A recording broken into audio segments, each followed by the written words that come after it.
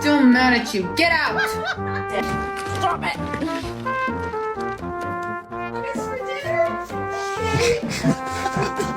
Save that one.